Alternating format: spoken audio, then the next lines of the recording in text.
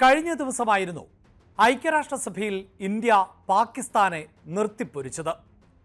സ്വന്തം രാജ്യത്തെ ജനങ്ങളെ ആ രാജ്യത്തിൻ്റെ തന്നെ സൈനികർ ആക്രമിച്ചു കൊലപ്പെടുത്തുക എന്നത് പാകിസ്ഥാനിൽ അല്ലാതെ എവിടെ നടക്കും എന്നായിരുന്നു UNHRCയുടെ 60ാം സമ്മേളനത്തിൽ സംസാരിക്കവേ ഇന്ത്യൻ പ്രതിനിധി ക്ഷിതിജ് ത്യാഗി പരിഹസിച്ചത്. സെപ്റ്റംബർ 22-നായിരുന്നു ഖൈബർ പക്തൂൺ പ്രവിശ്യയിലുള്ള തിര താഴ്വരയിലെ മാത്രേദാര ഗ്രാമത്തിൽ പാകിസ്ഥാന്റെ വ്യോമസേന ആക്രമണം നടത്തിയത്. ആ ആക്രമണത്തിൽ സ്ത്രീകളും കുട്ടികളും ഉൾപ്പെടെ 30 പേർ കൊല്ലപ്പെട്ടിരുന്നു. ഇപ്പോഴിതാ പാകിസ്ഥാനിലെ കൊറ്റയിലെ പാരാമിലിറ്ററി ആസ്ഥാനത്തിന് സമീപം സ്ഫോടനം ഉണ്ടായിരിക്കുന്നു. സ്ഫോടക വസ്തുക്കൾ നിറച്ച വാഹനം മോഡൽ ടൗണിൽ നിന്ന് ഹാലി റോഡിലേക്ക് തിരിഞ്ഞപ്പോൾ ആണ് പൊട്ടിത്തെറിച്ചത്. ഉഗ്ര ശബ്ദത്തോടെയായിരുന്നു സ്ഫോടനം. പാകിസ്ഥാനിലെ ബലൂചിസ്ഥാൻ പ്രവിശ്യയുടെ തലസ്ഥാനമായ കൊറ്റയെ ഞെട്ടിച്ച ബോംബ് സ്ഫോടനം ആ രാജ്യത്തെ സുരക്ഷാ പ്രതിസന്ധിയുടെയും രാഷ്ട്രീയ അസംതൃപ്തിയുടെയും ഓർമ്മപ്പെടുത്തലാണ്. ഇത്തരം സ്ഫോടനങ്ങൾ ഒറ്റപ്പെട്ട സംഭവമല്ല. കേവലമൊരു പ്രാദേശിക വിഷയവും ആയി ഇതിനെ കാണാൻ സാധിക്കില്ല. പാകിസ്ഥാൻ ഭരണകൂടവും വിമത ഗ്രൂപ്പുകളും തമ്മിൽ പതിറ്റാണ്ടുകളായി തുടരുന്ന ബലൂച്ച് ഇൻസർജൻസിയുടെ തുടർച്ചയാണിത്.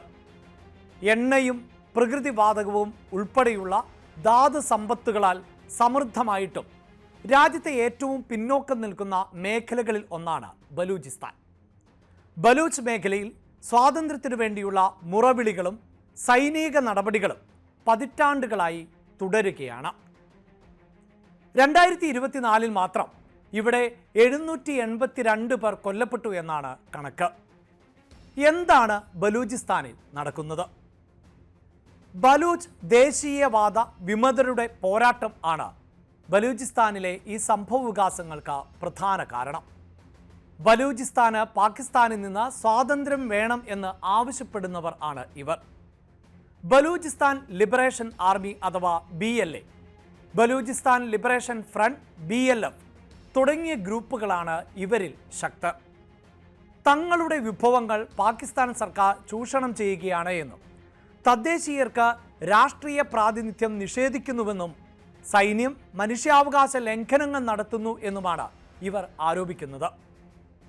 ചൈന പാകിസ്ഥാൻ സാമ്പത്തിക ഇടനാഴി പദ്ധതികളെ തദ്ദേശീയരെ പുറന്തള്ളുവാനുള്ള ശ്രമമായി കാണുന്ന BLA പലപ്പോഴും ചൈനീസ് പൗരന്മാരെയും പദ്ധതിയുടെ അടിസ്ഥാന സൗകര്യങ്ങളെയും ലക്ഷ്യം വയ്ക്കാറുണ്ട്. കഴിഞ്ഞ മാർച്ചിൽ ഒരു ട്രെയിൻ പിടിച്ചെടുത്ത സൈനികരെ കൊലപ്പെടുത്തിയ സംഭവം ഇവരുടെ ആക്രമണ രീതിയുടെ തീവ്രത വ്യക്തമാക്കുന്നതായിരുന്നു. രണ്ടാമത്തേത് മത തീവ്രവാദ ഗ്രൂപ്പുകൾ ആണ്. തഹ്രിക്ക് താലിബാൻ പാകിസ്ഥാൻ അഥവാ TTP, Islamic State Khorasan province ISK എന്നിവയാണ് ഈ വിഭാഗത്തിൽ പ്രധാനം. പാകിസ്ഥാനിൽ ശരിയാ നിയമം നടപ്പിലാക്കണം എന്ന് ആവശ്യപ്പെടുന്ന TTP പാക് സൈന്യത്തെയും സർക്കാരിൻ്റെ സ്ഥാപനങ്ങളെയുമാണ് ലക്ഷ്യമിടുന്നത്. അതേസമയം ISK ഷിയ മുസ്ലിങ്ങളെയും മറ്റ് ന്യൂനപക്ഷങ്ങളെയും ലക്ഷ്യമിട്ടുള്ള ക്രൂരമായ ആക്രമണങ്ങൾ ആണ് കൊറ്റയിലും പക്തൂൺ മേഖലകളിലും നടത്തുന്നത്.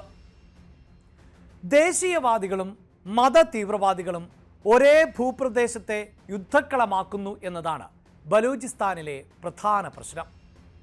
പാകിസ്ഥാന്റെ മൊത്തം ഭൂവിസ്തൃതിയുടെ 44% ബലൂചിസ്ഥാൻ ആണെങ്കിലും അവിടുത്തെ ജനസംഖ്യ രാജ്യത്തിൻ്റെ കേവലം 5% മാത്രമാണ്. എന്നാൽ പാകിസ്ഥാന്റെ പ്രകൃതിവാതകത്തിൻ്റെയും മറ്റ് ധാതുക്കളുടെയും പ്രധാന സ്രോതസ്സാണ് ഇവിടം. ബലൂച്ച് ജനതയുടെ പ്രധാന പരാതി തങ്ങളുടെ വിഭവങ്ങൾ ഉപയോഗിച്ച് രാജ്യത്തെ മറ്റു പ്രവിശ്യകളെ വികസിപ്പിക്കുന്നു, എന്നാൽ തങ്ങൾക്ക് അതിൻ്റെ പ്രയോജനം ലഭിക്കുന്നില്ല എന്നതാണ്. അടിസ്ഥാന സൗകര്യങ്ങൾ, വിദ്യാഭ്യാസം, ആരോഗ്യം എന്നിവയിൽ ബലൂചിസ്ഥാൻ ഏറെ പിന്നിലാണ്. ഈ വിവേചനം ഒരു ജനതയുടെ ഹൃദയത്തിൽ അടിച്ചേൽപ്പിച്ച മുറിവാണ് സ്വാതന്ത്ര്യത്തിനായുള്ള മുറവിളിയായി മാറിയത്. ബലൂച്ച് ജനതയ്ക്ക് സൈന്യത്തിലും കേന്ദ്രഭരണത്തിലും മതിയായ പ്രാതിനിധ്യം ഇപ്പോഴും ലഭിച്ചിട്ടില്ല. പഞ്ചാബ് ആധിപത്യം കൂടുതലുള്ള പാക് ഭരണകൂടം തങ്ങളെ രാഷ്ട്രീയമായി അന്യവൽക്കരിക്കുന്നു എന്നാണ് ഇവർ പറയുന്നത്. ബലൂച്ച് ദേശീയവാദികളെയും ആക്ടിവിസ്റ്റുകളെയും അടിച്ചമർത്തുകയാണ് പാക് സുരക്ഷാ സേന എന്ന വിമർശനവും നിലനിൽക്കുന്നുണ്ട്. ആയിരക്കണക്കിന് ആളുകളെ തട്ടിക്കൊണ്ടുപോവുകയും പിന്നീട് അവരുടെ മൃതദേഹങ്ങൾ ഉപേക്ഷിച്ച നിലയിൽ കണ്ടെത്തുകയും ചെയ്യുന്നു എന്നാണ് ആരോപണം. സെപ്റ്റംബർ 3 കൊറ്റയിൽ ബലൂചിസ്ഥാൻ നാഷണൽ പാർട്ടി അഥവാ BNP അനുഭാവികളുടെ റാലിയിൽ നടന്ന ചാവേർ ആക്രമണത്തിൽ 11 പേരാണ് കൊല്ലപ്പെട്ടത്. 40-ലധികം പേർക്ക് പരിക്കേൽക്കുകയും ചെയ്തു. തുടക്കത്തിൽ സൂചിപ്പിച്ച ഖൈബർ പഖ്തൂൺ പ്രവിശ്യയിലെ പാകിസ്ഥാൻ വ്യോമസേന നടത്തിയ ആക്രമണവും ഭരണകൂടത്തോടുള്ള പ്രതികാരം വർദ്ധിപ്പിച്ചിട്ടുണ്ട്. സ്ഫോടനങ്ങൾ തുടർക്കഥയാകുമ്പോൾ ചോദ്യങ്ങൾ ബാക്കിയാവുകയാണ്. ബലൂച്ച് നേതാക്കളുമായും ജനങ്ങളുമായും സുതാര്യവും നീതിയുക്തവുമായ രാഷ്ട്രീയ ചർച്ചയ്ക്ക് പാകിസ്ഥാൻ സർക്കാർ തയ്യാറാകുമോ? ബലൂചിസ്ഥാന്റെ പ്രകൃതി വിഭവങ്ങളുടെ വരുമാനം ആ പ്രവിശ്യയുടെ കൂടി വികസനത്തിനായി ഉപയോഗിക്കുമെന്ന് ഉറപ്പു നൽകാൻ സാധിക്കുമോ?